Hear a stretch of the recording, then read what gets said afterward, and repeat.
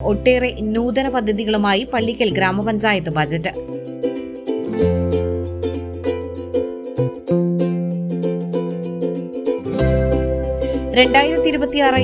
വർഷത്തേക്കുള്ള വാർഷിക ബജറ്റ് ഗ്രാമപഞ്ചായത്ത് vice president KP Zakir master അവതരിപ്പിച്ചു.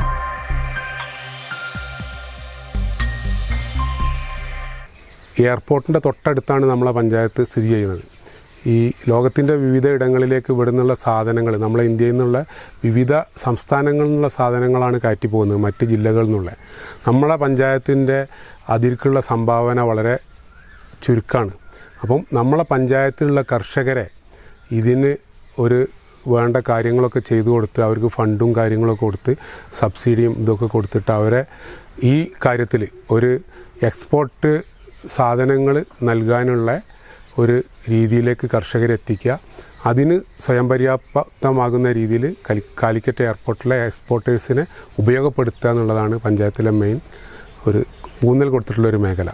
കാർഷിക മേഖലയ്ക്ക് 1 കോടിയിലേറെയും വനിതാക്ഷേമ പദ്ധതികൾക്ക് 50.76 ലക്ഷം രൂപയും വകയിരുത്തി. സ്ത്രീകൾക്ക് വേണ്ടിയിട്ട് നമ്മൾ സ്വയം സംരംഭങ്ങൾ ഉണ്ടാക്കാനുള്ള, കാരണം സാധാരണ സ്ത്രീകൾ ഈ കുടുംബശ്രീയുമായി ബന്ധപ്പെട്ട വർക്കുകൾ നടക്കുന്നുണ്ട്. അതിൽ ലോണ് കൊടുക്കുക, ത്രിഫ്റ്റ് സ്വീകരിക്കുക എന്നുള്ളത് മാത്രമാണ്. അതിൽ നിന്ന് വിഭിന്നമായി സ്ത്രീകൾക്ക് സ്വയം സംരംഭങ്ങൾ, അതായത് സംരംഭങ്ങൾ തുടങ്ങാനുള്ള ഒരു പദ്ധതി പഞ്ചായത്ത് വെച്ചിട്ടുണ്ട്. 40 ലക്ഷം രൂപ അതിനു വേണ്ടിയിട്ട് പഞ്ചായത്ത് വകയിരുത്തിയിട്ടുണ്ട്.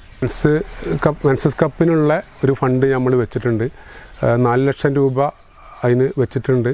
അത് വളരെ ഉപകാരപ്രദമാകും. കാരണം പലപ്പോഴും ഈ ഗർഭാശയ സംബന്ധമായ രോഗങ്ങൾ വരാൻ കാരണം ഈ മറ്റുള്ള പാഡുകളൊക്കെ ഉപയോഗം കൊണ്ടുണ്ട്. അത് നിരുത്സാഹപ്പെടുത്തുന്നതിന് വേണ്ടിയിട്ടാണ് നമ്മളത് പദ്ധതിയിൽ ഉൾപ്പെടുത്തിയിട്ടുള്ളത്. ഗ്രാമകേന്ദ്രങ്ങളെ മിനി പഞ്ചായത്ത് ഓഫീസുകളായി പള്ളിക്കൽ പഞ്ചായത്തിനെ സംബന്ധിച്ച് വലിയ പഞ്ചായത്താണ്. ഏകദേശം ഒരു വലിയ ജനസംഖ്യയുള്ള, വലിയ ഏരിയ ഉള്ള, ഭൂവിസ്തൃതിയിൽ വലിയ പഞ്ചായത്താണ്. അപ്പോൾ അതുകൊണ്ട് പലർക്കും പള്ളിക്കൽ എത്തിച്ചേരാൻ വലിയൊരു പ്രയാസം ഉണ്ടാകും. ഇപ്പം കരിപ്പൂരിൽ നിന്ന്, ഇവിടുന്ന് കൂട്ടാലിങ്ങൽ വാർഡിൽ നിന്ന് പള്ളിക്കൽ പഞ്ചായത്തേക്ക് എത്തണമെങ്കിൽ ഒരു 40 രൂപ, ഏകദേശം ഒരു 10 കിലോമീറ്റർ ദൂരം യാത്ര ചെയ്യണം. 2 ബസ് 3 ബസ്സൊക്കെ കയറിയിട്ട് യാത്ര ചെയ്യാൻ. അതിൻ്റെ പരിഹാരം എന്ന് പറഞ്ഞാൽ ഓരോ ഗ്രാമങ്ങളിലും ഓരോ വാർഡുകളിലും ഗ്രാമകേന്ദ്രങ്ങൾ ഉണ്ടാക്കിയിട്ട് മെമ്പർമാരെ കേന്ദ്രീകരിച്ചുകൊണ്ട് ഒരു ഓഫീസ്, അതായത് അത് ഗ്രാമകേന്ദ്രങ്ങൾ എന്നുള്ള പേരിൽ അറിയപ്പെടുക. അതിൽ കമ്പ്യൂട്ടറും സൗകര്യവും പഞ്ചായത്തിൽ നൽകുന്ന എല്ലാ സേവനവും അവിടെ ആളുകൾക്ക് ലഭ്യമാകും. പഞ്ചായത്ത് ഓഫീസുമായിട്ട് ബന്ധപ്പെടാതെ തന്നെ എല്ലാ കാര്യങ്ങളും, പഞ്ചായത്തുമായി ബന്ധപ്പെട്ട കാര്യങ്ങളൊക്കെ ചെയ്യാനുള്ള സൗകര്യം ഈ ഗ്രാമകേന്ദ്രങ്ങളിലുണ്ടാകും.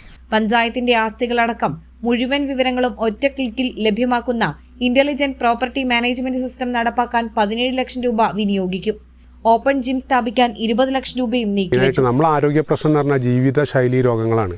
നമ്മൾ പൊതുവെ ഒരു എക്സസൈസും മറ്റു കാര്യങ്ങളോ ഒന്നും ഇല്ലാത്ത രീതിയിൽ സമയക്കുറവൊക്കെ ആളുകൾക്കുണ്ട്.